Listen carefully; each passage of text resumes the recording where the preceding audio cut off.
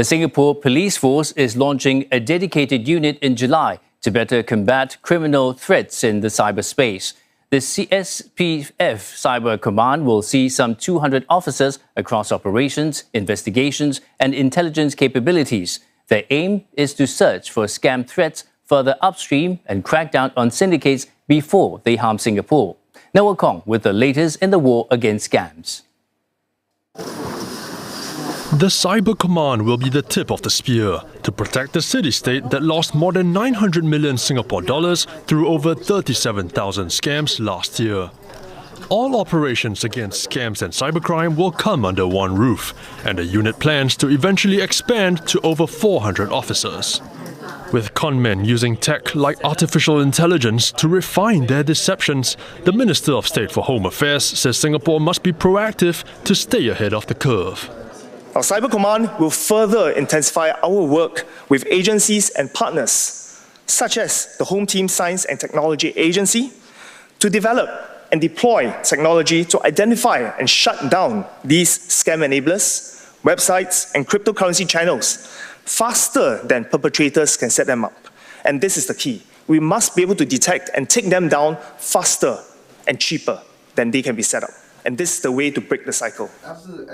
Inside the command, a new cyber operations center will find and take down threats like fake websites, phone lines, and cryptocurrency channels. Anti-scam efforts will be expanded to trace and recover cryptocurrency losses using tech like blockchain intelligence. The command will also launch intelligence operations to unearth the transnational syndicates behind ransomware, malware, and scams. We actually work very closely with our local and overseas partners, including crypto exchanges and overseas law enforcement agencies. So together we form a broader ecosystem that enables us to actually trace fund movement, identify victims and suspects. Mr. Goh says the authorities will be stepping up international cooperation, as seen by the 20-odd countries sharing best practices at this year's anti-scam conference. To that end, the Cyber Command will be key in leading those efforts. The SPF's Cyber Command will be aiming to curb the tide of online crimes, including scams. The concern now is combating scams that move faster, look more convincing, and cross borders more easily. Some scams target whatever is trending. Recent advisories flagged Pokemon card pre-orders and K-pop merchandise linked to superstar G-Dragon. The pattern is familiar. A good deal, pressure to secure the item, then a pay now or bank transfer, and then the seller disappears. Another scam that keeps resurfacing is with changing disguises is phishing. Recent examples include fake tax reform refund emails, LTA or Royal Malaysian Police messages, and even school fee payment requests. They pressure victims under the premise of urgency, leading them to fake web pages that steal card or banking details. Scammers are also hijacking trust. For instance, they use a compromised WhatsApp account to ask another user for a password.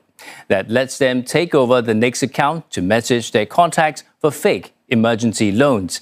Other conmen will pose as royalty, celebrities, or the president, even using virtual meetings to appear real.